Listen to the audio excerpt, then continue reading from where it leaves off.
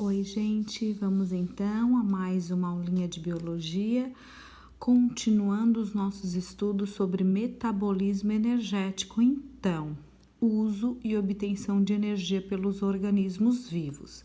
Aula de hoje, respiração celular, então obtenção de energia em condições aeróbicas, ou seja, com oxigênio. Então, nós, por exemplo, seres humanos, nós somos organismos aeróbicos, nós utilizamos o oxigênio, então, na nossa respiração, para então haver a produção da respiração celular, certo? Então, dois pontos importantes a começar: distinguirmos respiração celular de respiração pulmonar. Respiração pulmonar, eu inspiro oxigênio. Este oxigênio cai na corrente sanguínea e o sangue conduz para todas as células. Lá nas células, este oxigênio participará então deste processo de respiração celular, para nós obtermos energia.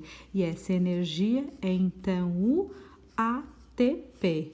Lembram? A nossa molécula energética, adenosina trifosfato, tá?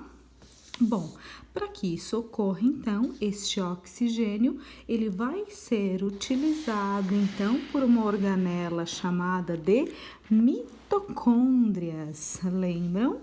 Função das mitocôndrias é a respiração celular, certo? Bom, mitocôndrias, elas são formadas por duplas membranas, tá? Que membrana, professora? Como assim? Aquela membrana plasmática que nós aprendemos, formada por lipídios e proteína, lembram?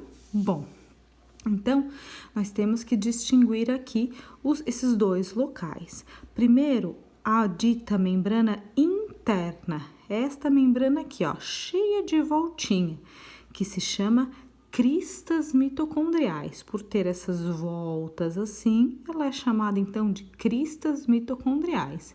E vai haver uma membrana externa, certo? Bom, dentro dessa membrana interna, ó, neste espaço aqui dentro, se chamará matriz mitocondrial. Então, neste processo de respiração celular, vai haver processos que vão se dar aqui dentro dessa matriz mitocondrial com a ajuda de enzimas, certo? E outro processo que vai se dar aqui, ó, nessa membrana aqui, que são as cristas mitocondriais. Atentem, é uma membrana, tá? Aquela dita membrana plasmática, tem os fosfolipídios e as proteínas. Se eu ampliasse essa estrutura, eu veria então aquela membrana plasmática que nós já aprendemos, tá bom? Então, vamos lá. Respiração celular, equação e etapas. Bom, então, como a professora já falou, nós inspiramos oxigênio. Esse oxigênio cai na corrente sanguínea e o sangue leva para todas as células. E lá nas células, junto à mitocôndria, vai haver então essa produção de energia. Mas não é só isso, temos a participação aqui também de uma molécula orgânica. Essa molécula orgânica pode ser um carboidrato, um lipídio e uma proteína, certo? Didaticamente, então, os autores colocam aqui a glicose, aquele monossacarídeo, certo? Aquele combustível celular. Então, nós nos alimentamos e respiramos. O nosso intestino absorve essas moléculas orgânicas e a minha respiração pulmonar absorve o oxigênio. Isso tudo na corrente sanguínea, então, vai ser levado para todas as células. É suprimento, é nutriente para as células. E lá nas células vai participar de uma série de reações que vai haver, então, a produção e a liberação de gás carbônico que nós vamos expirar, ou melhor, eliminar na nossa respiração. Vai haver a produção de moléculas de água e de energia. essa energia aqui que vai ser a fonte, então, como se fosse uma bateria, uma pilha para as nossas organelas, para as nossas células, para os nossos tecidos desempenharem todas as suas funções, certo? E essa respiração celular, então, ela compreende 3 etapas, que são elas: glicólise, ciclo de Krebs e cadeia respiratória. Tá bom? Vamos lá, então. Começando pela primeira. Glicólise. Bom, como o próprio nome diz, lise é quebra, glico é de glicose, então é a quebra da glicose, tá? Isso tudo acontece no citoplasma da célula. Então, nós temos uma célula, temos o núcleo aqui com material genético e nós temos aqui as mitocôndrias, vamos supor. Essa glicólise acontece aqui no citoplasma com a ajuda de enzimas, por exemplo, tá? E nada mais é do que a quebra dessa glicose, a oxidação dessa glicose, tá? Bom, a glicose é um carboidrato monossacarídeos compostos de 6 carbonos. Essa molécula vai ser quebrada em 2 novas moléculas de ácidos pirúvicos com 3 carbonos cada, certo? Nesta quebra, há a utilização e também a produção de ATP, de energia. E também essa quebra vai haver a perda de elétrons e hidrogênio. Esses elétrons e esses hidrogênios não podem ficar sozinhos, eles precisam ser reaproveitados. Eles vão ser então carregados por moléculas, ditas moléculas carregadoras, por exemplo, NAD, nicotinamina adenina dinucleotídeo. Ui, que nome grande! É mesmo. Essa molécula é como se fossem moléculas transportadoras que captam esses elétrons, esses hidrogênios e levam lá para as etapas seguintes, tá bom? Seguindo. Próximo, ciclo de Krebs. Bom, Krebs, então, foi o pesquisador que descobriu essas reações lá em 1930, tá? Por isso que esse ciclo leva o nome de ciclo de Krebs. Bom, este ciclo de Krebs acontece na matriz mitocondrial. Onde é mesmo? Ó, matriz mitocondrial é nesse espaço, ó, preenchido por líquido, por fluido, aqui dentro da mitocôndria, tá?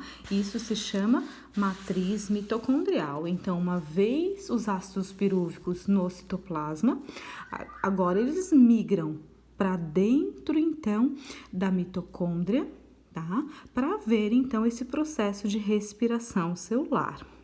Bom, os ácidos pirúvicos, então, eles vão ser convertidos em uma molécula que se chama acetil, tá?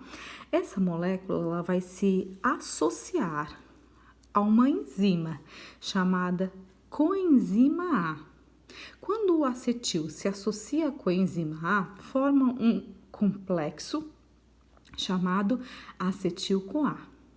Esse acetil-CoA, esta molécula, vai reagir, então, com um item aqui desse ciclo de Krebs, que se chama ácido oxalacético. Então, muita atenção agora. Os ácidos pirúvicos se convertem em acetil. Acetil se associa com a enzima A, tornando acetil-CoA. Acetil-CoA agora reage com o ácido oxalacético e vai começar então agora o ciclo de Krebs, uma série de reações químicas na qual vai haver a liberação já de gás carbônico, certo? Gás carbônico, elétrons, hidrogênio e tudo mais, tudo isso usando e produzindo ATP. Bom, o ácido oxalacético vai passar por uma série de reações e formar o ácido cítrico. Então, esse ciclo também se chama ciclo do ácido cítrico, certo? Bom, uma série de reações aqui, que vai haver de novo aqui a formação do ácido oxalacético, a reação com acetil e esse ciclo funcionando constantemente. Nesse ciclo também, então, a liberação de elétrons e hidrogênio. Esses elétrons, esses hidrogênios não podem ser perdidos, eles vão ser reaproveitados pelas moléculas carregadoras, o NAD e o FAD. Certo? Que vão transportar agora esses hidrogênios e esses elétrons carregados de energia. Vão transportar então para a próxima etapa. E a próxima etapa se chama cadeia respiratória ou cadeia transportadora de elétrons. Essa etapa acontece então nas cristas mitocondriais, ou melhor, na membrana plasmática das cristas mitocondriais. Então atentem aqui. Uma vez que o ciclo de Krebs acontecia aqui na matriz mitocondrial, agora essas moléculas migram para a membrana plasmática das cristas mitocondriais. Aqui, ó. Por quê? Porque é aqui que há proteínas que vão transportar, certo? Estes itens que vão vir do ciclo de Krebs. Então, esta última etapa se chama cadeia respiratória ou cadeia transportadora de elétrons, porque há proteínas aqui que vão transportar, carregar esses elétrons que vieram do ciclo de Krebs, certo? Então, vamos lá. Cadeia transportadora de elétrons, a última fase, tá? A última etapa. Ocorre, então, nas cristas mitocondriais. E aqui, esses elétrons, esses hidrogênios, vão passar por proteínas chamadas citocromos, que são proteínas que vão transportar os elétrons e os hidrogênios. Olha só, atentem aqui a imagem. Então, nós temos aqui a membrana plasmática, ó, das cristas mitocondriais, tá? É como se agora esses elétrons e esses hidrogênios, eles pulassem de uma proteína para outra. Por isso o nome dessa fase, cadeia respiratória ou cadeia transportadora de elétrons, certo? Bom, uma série de reações também, na qual vai haver, então, esse transporte de elétrons e hidrogênios por as proteínas chamadas citocromos. Esse hidrogênio que está sendo transportado aqui vai se unir, se ligar ao oxigênio da minha respiração. Hidrogênio mais oxigênio, vai haver a formação de água, certo? Então, neste processo, nós temos a formação de água e nós temos muita produção de ATP, de energia, certo? Bom, então, os autores falam que há um saldo energético, um balanço energético da respiração celular, na qual a quebra de uma glicose pode haver, então, a formação de 30 a 38 ATPs a cada, então, respiração celular, tá? Ó, então nós temos aqui a imagem do balanço energético, do saldo energético da respiração celular ou respiração aeróbica, na qual a glicose é quebrada e junto com o oxigênio participa então de 3 etapas: a glicólise, o ciclo de Krebs e a cadeia respiratória, certo? Cada etapa a produção de ATP, a liberação de elétrons e hidrogênio e tudo mais. Para ver então a produção de ATP, a liberação de gás carbônico, tá? E formação de água. E nisso tudo há um saldo, uma produção de até 38 ATPs. Então, aqui a gente pode mencionar que a respiração celular dos organismos aeróbicos é muito mais vantajosa do que, por exemplo, a fermentação dos organismos ditos anaeróbicos. Lá na fermentação é produzido somente 2 ATPs a cada glicólise. Aqui não, a cada respiração celular há uma produção até de 38 ATPs, certo? Então é isso, espero que tenham gostado. Beijinho, beijinho, tchau, tchau.